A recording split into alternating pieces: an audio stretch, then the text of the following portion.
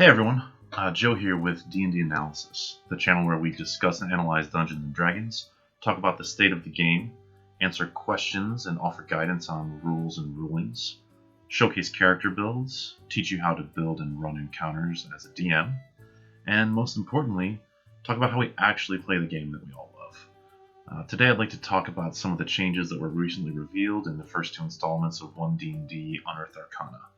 So far we have some new rules and mechanics for character origins, a fresh look at feats and ability score increases, and a spotlight on the expert classes Bard, Ranger, and Rogue. This video is going to touch on several aspects of the two UA documents Wizards of the Coast has released, but not in a vacuum. It's important to look at the new content and ask ourselves, how would I actually play D&D with these new rules? I think it'll be helpful to jump in and start building a character to see how those changes will actually play out and what decisions we might make during character creation. So today we will be focusing on building a One D&D Ranger using 2-weapon fighting and the new rules for light weapons. With 5e entering its twilight years, it's important to start looking ahead to the next edition, One D&D. By the time One D&D is released, 5e will be 10 years old. That means that everyone understands all of the rules, mechanics, weird interactions, and most powerful character builds like the back of their hand, right? Well, not exactly. The beauty of D&D, and 5e specifically, is that there are a million ways to play and enjoy the game. The meta will never be solved, as it were. For a while, there were plenty of people that thought the highest damage builds had all been figured out, that there weren't really many new creative builds out there that could compete. But in the past few years, content creators like Colby at D4, Chris at Tree Monk's Temple, and the Dungeon Dudes have been pushing the envelope of what's possible within the 5e system. I love this, and I've used builds and concepts from them and many others in my own characters and campaigns. But now it's time to think about what's next, and what benchmarks and rubrics we should be using to analyze One D&D. For example, should we compare One D&D to 5e? Probably not. I know it's tempting and in a certain sense unavoidable. We've spent years with 5e and it's the system most people use these days. It's great to see a change to a class in these UA documents and cheer to yourself, Bardic Inspiration got buffed! I get it. I feel the same way. However, I don't think it's going to be super helpful in the long run, and I will tell you 3 reasons why. Number 1, we don't have all of the pieces to the puzzle yet. Number 2, some of the pieces that we do have might change or disappear. And number 3, we don't know the design goals of the developers. But we might be able to make some inferences, and more on that later. So, if we shouldn't compare One D&D to 5e, how should we analyze it? To take a simplistic but realistic view, we should look at each new part of the game that's released and see if it ticks any or all of these 3 boxes. First, is it fun? Do we think playing with this new rule or mechanic sounds fun? Does it work? There are some clunky mechanics and hard to understand wording in D&D, and I think that minimizing or eliminating those is very important for the success of any new content. Third, would I choose this? Building a character, designing a campaign, running and playing through an adventure, all involve a series of choices. For example, would I ever choose to play a fighter? Or do the other options outshine the class to the point that I would feel too limited in doing so? All these questions do rely on our knowledge of previous editions. It will take a solid understanding of how the game works to make decisions about the next edition. It's almost like looking at a blueprint for a building that's very similar to the one you live in. You didn't design it or build it, but you know it quite well. You can spot little nuances that might make living in this new building either more or less comfortable. That's our job during this playtest period. We need to analyze these proposed blueprints and point out, wow, those bigger windows will be super nice, or guys, did you forget to put a stairwell there? We have a unique opportunity with the way the UA content is being released. We get to look at a few pieces one at a time to get to know them and form our opinions of them. This is good in that we can spend an appropriate amount of time with smaller chunks of content and hopefully understand them quite well. It's also not good in that we don't have the rest of the game to compare each part to.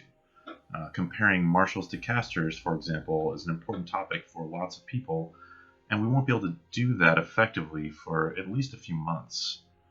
So, since we don't have all the pieces, and some of the pieces that we do have might change or disappear, what should we do? I'm going to do what any sensible D&D nerd would do. I'm going to build a Dual Wielding Ranger.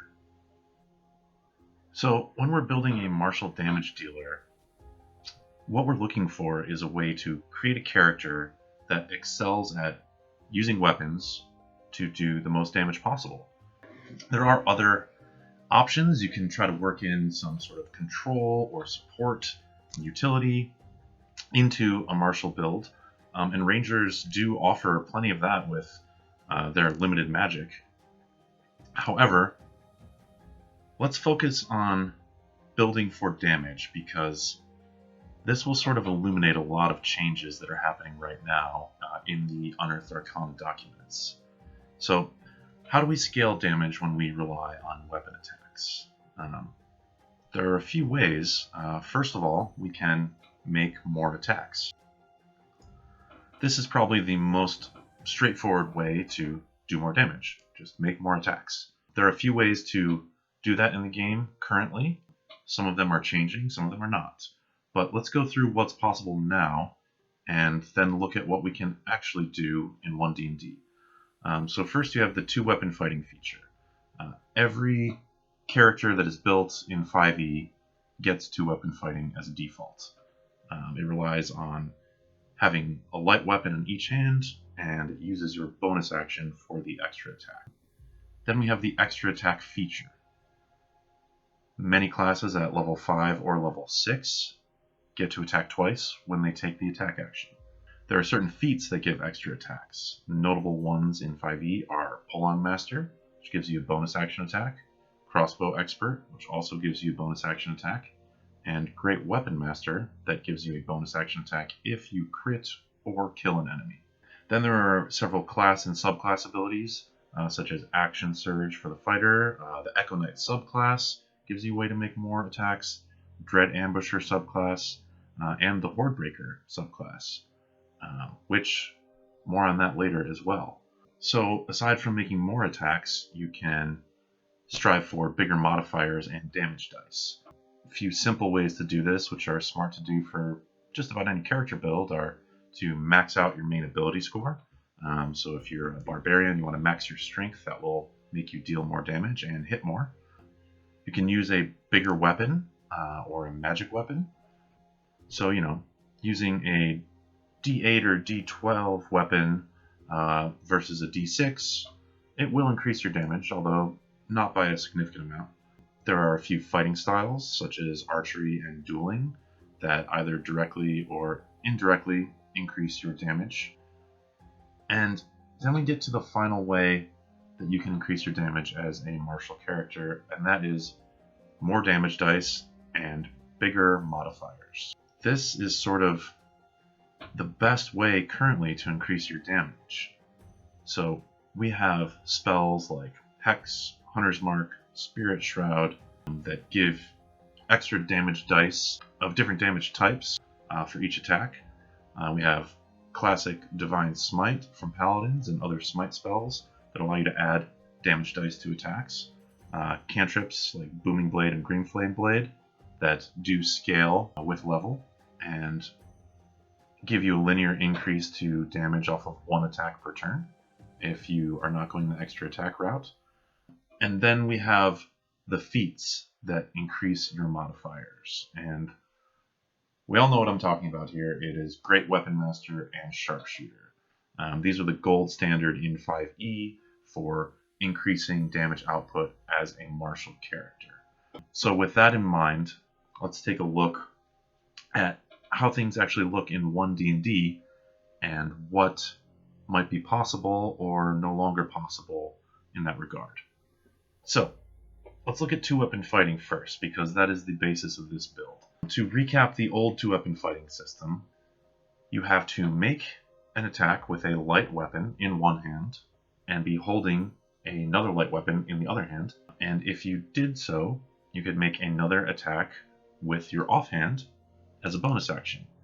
You can't add your ability modifier to the damage of that attack unless you take the two-weapon fighting style.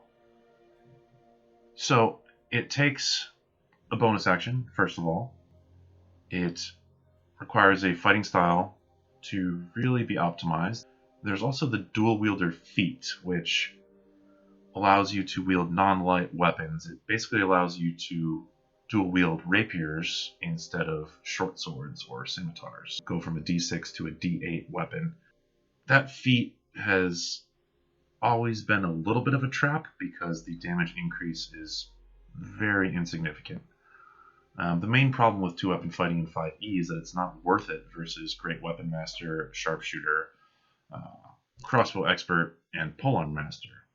So, I know we all know this, but Great Weapon Master and Sharpshooter allow you to make a power attack. You can take a -5 penalty to your attack roll, and if you hit, you get a +10 bonus to your damage roll for that attack. It turns out that this is almost always worth it and almost always the best way to increase your damage in 5e. So, let's talk about what's changed. There have been several changes to the feats that used to be the gold standard for damage. Feats in general have also changed quite a bit. There are no more half feats, those that give a +1 ability score at level 1. You can't start with an 18 in a stat. So currently if you take Custom Lineage and you take a feat that gives a +1 to a stat, with Point Buy you can take 15 in that stat, +2 from Custom Lineage, and +1 from a feat and start with 18.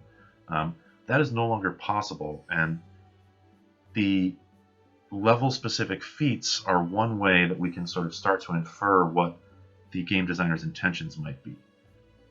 It's a little bit of a scaling back in the power level. Now, not everyone was taking Custom Lineage and starting with an 18 in their stat, but it was possible, and a lot of the optimized builds that have been presented in the last few years do use that strategy. It can be very powerful. So, first of all, Great Weapon Master. No more power attack. No more -5 +10. Instead, you can do proficiency bonus points of damage, so starting at 2 at level 1 and all the way up to 6 by level 20 once per turn. So instead of 10 extra damage on every attack, it starts as +2 damage once per turn. The one thing it has gained is it is now a half feat. You can increase your strength by 1. An interesting thing about Great Weapon Master that I think might be an oversight. The bonus action attack that's available does not currently require a heavy or two-handed weapon as it's written in the UA. So it simply says when you attack with a weapon and reduce an enemy to 0 hit points or crit, you can make another attack with that weapon as a bonus action. There could be some funky builds if, let's say you're playing a fighter and you have a bunch of ASIs and feats to spare. You could take Great Weapon Master as a dual wielder just for the occasional bonus action attack. Probably not worth it, but interesting to see that this wording may be slightly inaccurate as it is written. Same thing with Sharpshooter. No more power attack. No more -5 +10. And it is also now a half feat. All of the level 4 feats that are released so far are half feats. They have a +1 ability score tied to them. Sharpshooter, the rest of it is unchanged. You still get other benefits. It doesn't seem like either of these are going to be worth it, at least definitely not in the same way that they were before. So, then we get to Polearm Master. This also is now a half feat. You can increase your strength by +1. Nothing else has changed in Polearm Master. You can still make a bonus action attack with the butt end of your polearm. You can still make an opportunity attack when someone enters your reach. I think this is just a direct buff to Polearm Master, and I don't quite understand that. Again, we don't have other things to compare to within One D&D yet, but when we look at the general power levels of the other feats, this one seems simply better than the other feats. Then we have Crossbow Expert. No more bonus action attack. However, you do get all of the other benefits. You can now shoot your crossbow within melee range without disadvantage. It ignores the loading property, does not ignore the ammunition property, which is going to be very important here, because Crossbow Expert now relies on the new two-weapon fighting rules. And those rules are going to be at the center of what we're talking about, so this is the perfect time to go over them. So, the new two-weapon fighting rules. When you make an attack with a light weapon that you are holding in one hand, as part of the same attack action, you can make another attack with another light weapon you are holding in your other hand. Hand crossbows are light weapons. So, if you had two hand crossbows, you could shoot one, and then, since it's a light weapon, you could shoot the other. Even at level 1, you could be making 2 attacks. Now, the second attack would not get your dexterity modifier added to its damage roll.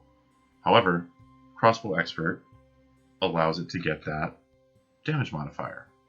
Let's say you start with a +3 in dex, and I guess you'd be level 4 by the time you got this feat. So let's say you have a +4 in dexterity. You could add that +4 to your second attack. Now here's the problem. This doesn't actually work unless you have 3 arms. Crossbow Expert allows you to ignore the loading property of the hand crossbow that is in your hand right now. That simply means that you can fire it twice per turn if you need to. You can quickly load it and fire it again. It does not ignore the ammunition property, which states that you need a free hand to load the weapon. So, you start with 2 loaded hand crossbows. You only have 1 attack now because you're only level 4. You shoot one. You shoot the other.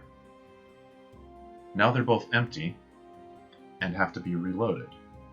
So, what you could do is you could stow one of them, and then at the start of your next turn, you load and fire. But, oh no, now you're not holding the light weapon in the other hand, so you can't use the new light weapon properties.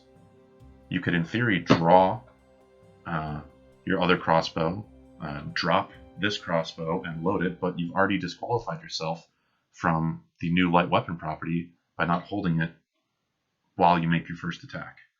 So, unless you have a third arm that can load your crossbows, you can't Yosemite Sam your way through this, and Crossbow Expert no longer allows you to hold one crossbow, shoot, reload, which is how things used to be.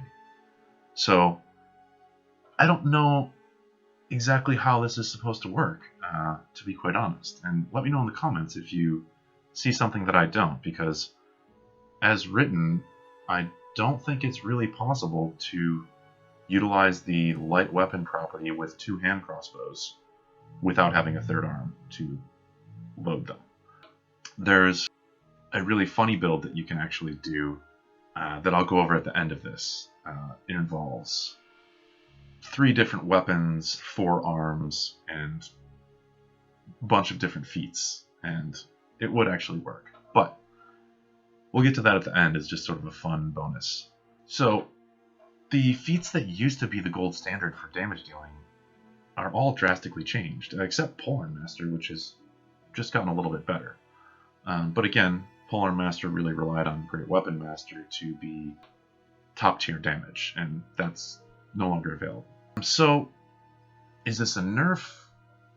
Yeah, seemingly, but again, while we can look at how things have changed, I don't think we need to compare a Great Weapon Master build in One D&D directly to a Great Weapon Master build in 5e. Because the most important thing is, how does any build stack up to all the other builds? And those questions I asked before, is it fun? Does it work? In the case of Crossbow Expert, I don't think it actually works. And would I choose it? These are the things we really have to worry about. So while I will be referencing a lot of things in 5e, I'm not interested in determining whether or not Crossbow Expert got nerfed and is now way worse. It's really going to come down to whether or not it's something you would choose and something that's viable in the One D&D system. So with these things sort of being phased out by the changes, what are our new options for trying to deal large amounts of damage with weapons? I would say that the new gold standard so far is going to be two-weapon fighting using the new light weapon properties, especially as a ranger, and we'll get to that in just a second. I would say that with the 3 classes that have been released, Rogue does get an honorable mention here because having easy access to a second attack without having to use your bonus action doubles your opportunity to land sneak attack. And you don't get a fighting style, but you don't really care because you're just trying to land those sneak attack dice. I'll be doing some videos on Rogue and Bard a little bit later, but 2 chances to land sneak attack is very good for a Rogue as well. However, the Ranger is what we're going to focus on here because I think currently it's the best damage dealer in One D&D. So since we can't power attack anymore, making more attacks with more dice and more modifiers is the best way to improve damage for weapons. Two-weapon fighting gives us an extra attack every round. Ranger gives us Hunter's Mark, which has been changed to no longer require concentration. And the change to two-weapon fighting means it doesn't require your bonus action anymore. Now, we can all remember that Rangers had a high bonus action clock, high BAC, which made them a little unwieldy. And that was the main downside of Hunter's Mark, is you could be making a Crossbow expert attack as your bonus action, but you're wasting it casting or moving your Hunter's Mark. Now you don't need your bonus action for that attack. So straight from round 1, you can cast a concentration-free Hunter's Mark and make 2 or 3 attacks, depending on if you're level 5 yet. That's already great. The fighting style, two-weapon fighting allows us to add our modifier to damage from that extra attack. Rangers get a fighting style at level 2. Now, unfortunately, Rangers cannot take a fighting style at level 1 because the way the class is written, at level 2 you get a fighting style, and at any point after that, you can select a fighting style as a feat when you reach a level that grants a feat. So we can't take it at level 1, but we can take it at level 2. It would have been cool to be able to have both two-weapon fighting and defense fighting styles, but I can understand how they probably don't want most classes to have 2 fighting styles by level 2. So that's totally fair. So the dual wielder feat has turned into a half feat. You can get a +1 dex to it. It used to give a +1 AC and allow you to wield 2 non-light weapons. So they took away the AC, they added 1 dex. That's a fair trade. Now you can only have one of those weapons be non-light. So you can have 1 short sword and 1 rapier instead of 2 rapiers. So this makes the damage increase even worse, and really keeps this feat firmly planted in the trap territory. I don't think it's ever really worth it. We can see some of the options that we do have and how they might work to increase our damage. Let's look at the sort of core of the Ranger class. Now, Rangers have spells, and their spell casting has actually gotten better in One D&D. They have utility, they have expertise, they're getting even more expertise in One D&D, and they have a D10 hit die and medium armor, or light armor with high dex, meaning you can get upwards of 16, 17, 18 AC, which is fairly respectable, and that's really without magic items. They might make a pretty decent dex-based frontliner. So let's look at how we would actually build that. Now, when you build a ranger, first you get to pick some proficiencies. I would pick stealth, perception, and survival. These are 3 skills that are very valuable. They rely on dex and wisdom, which are the 2 main stats we're going to be increasing, along with constitution, of course. I would take expertise in stealth and perception right at level 1. Now, as far as race, there are lots of good options. Now, an elf makes a great ranger. You can get automatic proficiency in the perception skill. You get dark vision. You get some decent spells for free. Now, if I was going to build an elf, I would definitely build a Drow Elf. I think it's a pretty unique build, a Dual Wielding Drow Ranger. I don't think anyone's actually really done that before, so you get the Fairy Fire spell, which is a great spell. But for some reason, I'm just not inclined to go that route. Halfling could be cool. You get automatic proficiency in stealth, and you get their luck feature. Brave is a pretty good feature as well. Tiefling is pretty cool. There are some spells that you get. You can get resistance to a certain type of damage. I would probably go Chthonic Tiefling and get that necrotic resistance. It seems like the one that could come in quite handy, especially in an undead heavy campaign. You get Dark Vision, you get some spells for free. With that legacy, you would get False Life to give you some nice temporary hit points to add to your frontline sturdiness. And then there's Dwarf as well, which gives you Dark Vision, extra HP in this new version, some tool proficiencies, and a Tremor Sense that you can activate a few times per day, which is pretty cool, actually. All that being said, I think a really interesting way to go about this and a fun build would be to make this Ranger a Dwarf. We are going to be a frontliner. Extra 1 hit point per level might not seem like a lot, but it could make a big difference. So we've got our race, we've got our skills picked out. Background is another aspect that we have to choose for our character. And interestingly enough, all the backgrounds now are basically custom backgrounds. The suggested backgrounds, or the examples that they give in this UA document, are really sort of just things built out of all the pieces to be sort of similar to the old backgrounds.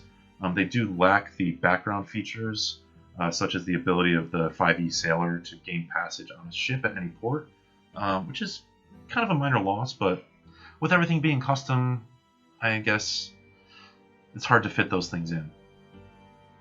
So backgrounds are now made up of a few different categories. You get your ability score increases, proficiency in 2 skills, 1 tool, and 1 language. You get a feat, and you get 50 gold.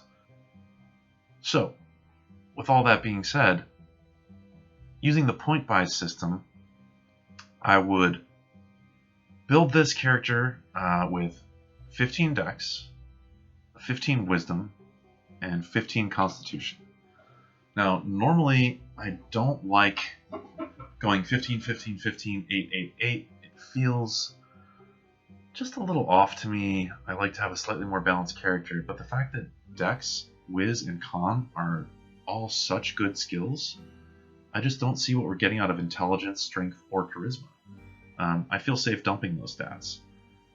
For our ASI from our background, I would take +2 dex and +1 con, giving us 17 dex, 16 con, and 15 wisdom. For new skill proficiencies, I would take acrobatics and insight. Let's really lean into our dex and wisdom, which are both very good. Language doesn't really matter. Tool, I would probably take thieves' tools because they're quite useful, but really pick whatever you want. You also get a few tool proficiencies from being a dwarf, but you have a limited list to pick from for those. So as far as a feat goes, the level 1 feats are pretty cool, and like I said, none of them are a +1 ability score, a half feat as we used to call them. Now, lucky is a good option, and honestly might just be the best level 1 feat, and probably worth taking in almost any situation. Alert is pretty nice as well, and with us not really needing a setup round, we could go first in initiative, Hunter's Mark 2 attacks on somebody, and at level 1 just takes one enemy out of the fight right away. I think that's pretty solid, but I'm looking at sort of the full career of this character, and I'm thinking that tough is going to be a great way to lean into our sort of survivability here. So we already get +1 HP per level from being a dwarf. Let's get 2 more. Let's get 3 HP every time we level up.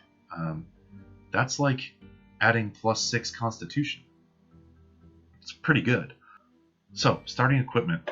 The starting equipment that they give you is totally fine. You get a short sword and a scimitar and studded leather armor, longbow, arrows, 50 gold. I think you will actually have to buy a druidic focus, so that's something to keep in mind. But that should not be a problem.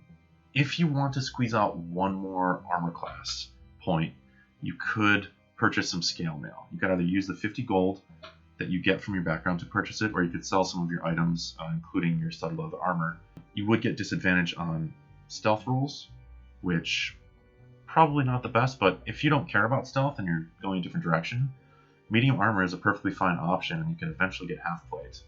However, once we get to a +4 dex, studded leather catches up to scale mail at 18 dexterity, and it surpasses it and equals half plate once you get to 20 dex. So pretty quickly we're going to have that 16 or 17 AC that we would get with medium armor with no downside. So I'm going to stick with studded leather. The scimitar and short sword is a fine combo. It's all mostly flavor. The scimitar does slashing damage, the short sword does piercing. Damage types rarely matter in D&D. We'll see if any of that changes in One D&D. But I can sort of picture like slashing with your scimitar in your main hand, trying to open up an opportunity for a piercing attack with your short sword. So again, it's all flavor, and if you want 2 short swords or 2 scimitars, you could even go 2 daggers, honestly, because the weapon damage die doesn't have a huge impact, but I'm definitely going for a d6. We're trying to get as much damage as we can. So you get spellcasting at level 1 as a ranger. This is new. You also get cantrips. That's great. And as we'll see as we level up, you get more spells known and more spells prepared. Ranger spellcasting is pretty nice now. Spells, cantrips, I would go guidance and message. We don't need a damaging cantrip. We are using weapons.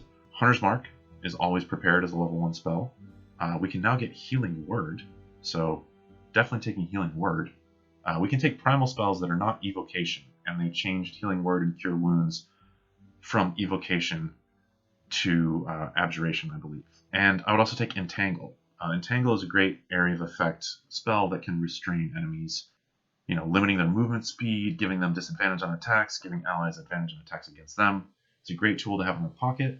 I will plan on using Hunter's Mark liberally and Entangle situationally. On top of that, Rangers are now prepared casters, so you can switch any of these out on a long rest. So that's pretty cool too. At level 2, we get a fighting style, and we are picking 2-weapon fighting. This allows us to add our dexterity to our short sword offhand attacks. Already at level 2, we are making 2 attacks that do 1d6 plus 4 each, and adding 1d6 to each of them from Hunter's Mark. And this all happens round 1 with no setup. This is, if you're just fighting goblins like most level 2 heroes are, you're going to be slaying some goblins. And now moving your Hunter's Mark with a bonus action doesn't interfere with your ability to make multiple attacks. It's just great. At level 3, we get a subclass, and the only one available is the Hunter subclass right now. The main feature of this that we're going to be using is the Hunter's Prey feature, which used to have a bunch of choices, and now it just gives you basically Colossus Slayer. 1 attack per turn deals an extra 1d8 damage to an enemy that is missing hit points. So hopefully you hit with your first attack, and then add that extra d8 right there on turn 1 when you hit with your second attack. Now there used to be other options, and I will highlight the Horde Breaker option because that would be absolutely excellent for what we are doing.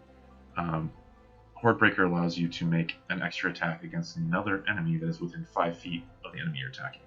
So we could really be piling on the attacks that we're making. But unfortunately that choice has been removed. I'm hoping that it'll be worked back in somehow.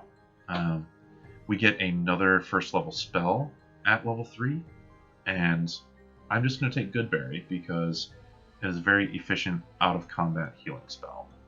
First level spell slot, 10 hit points.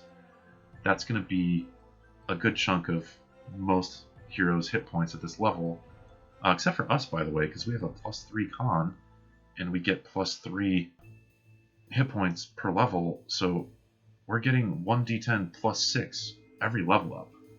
That means we start with 16 hit points at level 1, which is pretty crazy if you think about it. 16 hit points and 15 armor class is really good. We're already very tanky on the front line. At level 4, we get a Feats, and there are a few feats that could be really good here. We've got Defensive Duelist. This rounds out our dex to 18, and it gives us a reaction which really helps our defensive capabilities. You can use your reaction to add your proficiency bonus to your AC when you are hit by attack. Right now that's only +2, but next level it goes up to +3. We are basically have the shield spell always prepared for free, but just +3 instead of +5, which honestly the shield spell should probably be +3 anyway. So Defensive Duelist could be really good. Another one that I think is really fun and might be the dark horse candidate for the best new feat is Mage Slayer.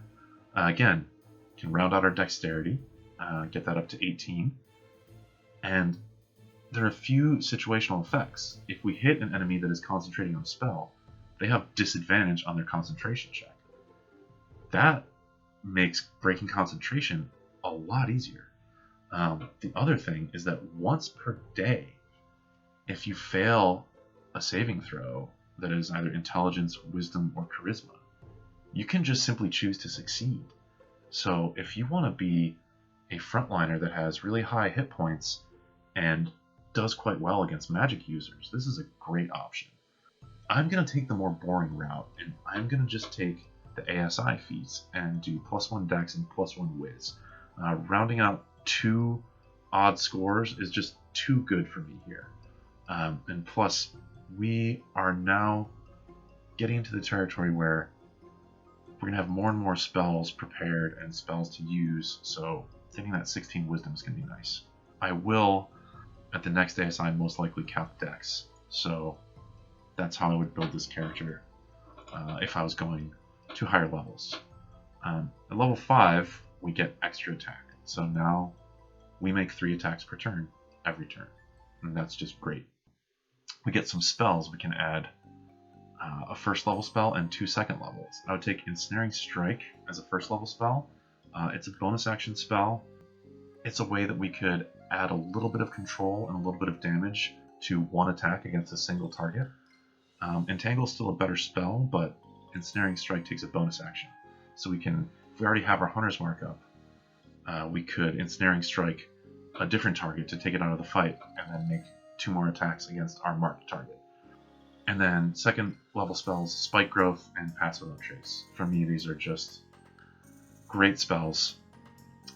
One is damage, control, and the other is the best stealth spell in the game. It allows you to actually try to get surprise rounds with your entire party. That's the spell progression that I think is great for this character. So let's talk about tactics. Like, what does this actually look like while we're playing this character?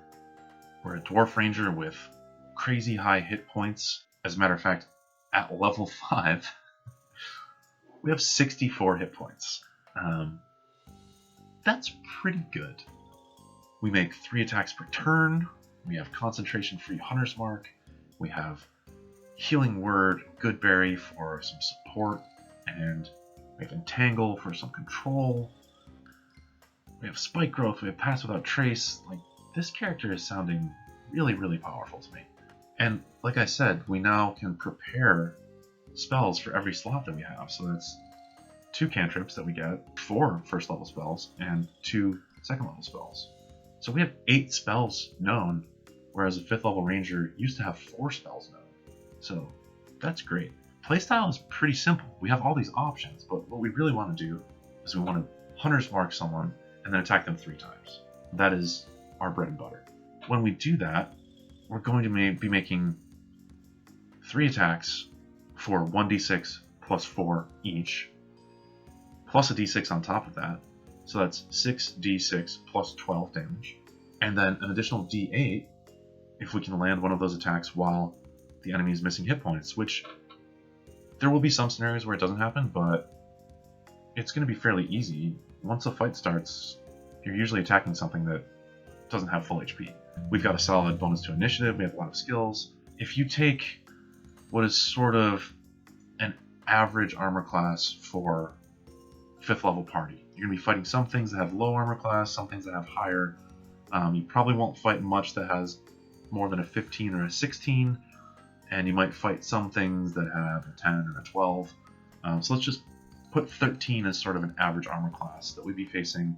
I know that a boss fight is going to be harder. They'll probably have that 15-16 range, but at a 13 armor class, you're doing 30.5 damage per round, and that is very solid, especially since there's no more sharpshooter, there's no more great weapon master. For my money, with the limited amount of content released, I think that this is the most damage that you can do as a martial character. Obviously, we have tons more classes and subclasses to see, and a lot of this might change, but for now, the Hunter Ranger dual wielding 2-weapon fighting style is looking to do some pretty serious damage. Now, I'm not super interested in doing a full 1 to 20 build on this in this video. This video is already running fairly long since I sort of went over a lot of what's happening with One D&D and how all these changes affect what we're doing here. But I will be making another video that does a full 1 to 20 build. It might include some multi-classing. Obviously, I'm not multi-classing Bard with an 8 Charisma, so the question sort of becomes, looking at the different class features and subclasses, is it worth taking rogue levels on this Ranger? And I think that's an interesting question to ask, because it very well might be, but that's for another video. For now, this has been a look at how I would build a 2-weapon fighting Ranger in 1 D&D, and through making this character build, a lot of different aspects of the game and how it's changing have all sort of come to light. And this is how I'm going to approach a lot of this new content. I'm not super interested in reading through all the changes word for word and analyzing and talking about them like that. I'm much more interested in how will this actually work when I play the game. If I'm going to build a Ranger, what do these new Ranger features look like, and how are they going to work, and are they cool? And let's keep those questions in mind. Is it fun? Does it work?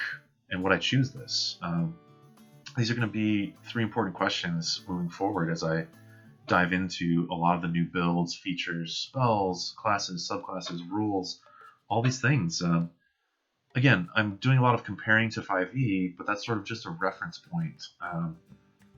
I don't think saying dual wielding seems better now than it did in 5e makes that much difference. I think that how dual wielding stacks up to other options, and I can do a quick look at that when I make a sort of heavy weapon fighter build or a archer build, which I'll definitely be doing in the near future. So once I take a deeper dive into those, then we can sort of start comparing different martial styles and see how they look. But again, I'm really excited about new content coming out. I think it's super fun. I love 5e, and I'm having a lot of fun playing it with my friends. I've been stuck as a DM for, well, stuck. I've been DMing for almost the last year. We sort of rotate, and building these characters, I'm just sort of itching to build some characters and play as a character again. But at the same time, my campaign just got to a level 11, so there's a lot of fun stuff going on there too. There will be some occasional videos about my own campaign, which is based in Eberron. So if you're interested in more of sort of a story narrative recap of how my game is actually going, and also some tools that I use when I DM, you know, how to find and build great maps, find great art if you're playing online, build fun homebrew monsters, make challenging encounters, how generous do you want to be with magic items. In my Eberron world, I've decided that magic items are plentiful and easy to come by, and my level 11 group is extremely powerful, but that also means that I can make really hard monsters for them to fight, and it's super fun. So there's a lot to look forward to on this channel, and I'm really excited to share it with all of you. And if you enjoy this content, please subscribe to the channel so that you can see when I upload new videos. hit the like button, leave a comment. Let's talk about One D&D. Let's talk about these changes. Let me know if I missed something. Let me know if you have a different take. I'm always happy to hear that. So until next time, I hope everyone has tons of fun playing D&D. So I promised sort of an abomination of a build using 4 arms and 3 weapons and multiple feats. I almost forgot, but I did not. So one thing that is possible within the new rules that have been posted so far for One D&D, if the Thri-Kreen race were an option, which it's not, I understand, but the whole talk about not being able to use Crossbow Expert unless you had a 3rd arm got me thinking about multiple armed characters and builds, and the Thri-Kreen have 2 sort of tiny arms, and one thing those arms can do is wield light weapons. So we can have basically the same functionality that we've just built in this Ranger with a scimitar and a short sword, and then they have 2 large arms to do something else with. This build would probably be better for a fighter or a barbarian or something like that, but since we only have Ranger so far, it's totally possible with Ranger. Here's what I would do. Instead of Dex, I would go for Strength, so I would have 15 Strength with point buy, plus 2 to make it 17, and the same 15 Wiz, 15 Con. Then, as a level 1 feat, I would take probably the tough feat again. For a second I thought that heavily armored was a level 1 feat. Unfortunately, it is a level 4 feat. So we're going to be stuck at 17 strength for a little while, which could be a reason to take a +1, +1, +1 and have 16s in strength, whiz, and con for this character. That's something to consider. But at level 1, we would have our tiny arms wielding a scimitar and short sword. Once we got to level 4, and I guess you could wield them in your big arms if you wanted to, but you don't have to. So like, what? Why would you? It's funny. Maybe you can grapple people with those. But at level 4, we would take Polearm Master, and then our 2 big arms are now wielding a glaive. And once we hit level 5, we can attack with our scimitar in our main tiny arm, attack with a short sword in our secondary tiny arm as part of the light weapon property. Then as a second attack, we can attack with our glaive, giving us, first of all, 1d10 damage die, which is bigger, and then enabling Polearm Master so we can do the butt end attack for 4 attacks per turn at level 5. So if Thri-Kreen become available and the light weapon rules don't change and the Thri-Kreen rules don't change, you could be making 4 attacks at level 5 every turn. So that's just a fun little bonus that I thought you might like to know about.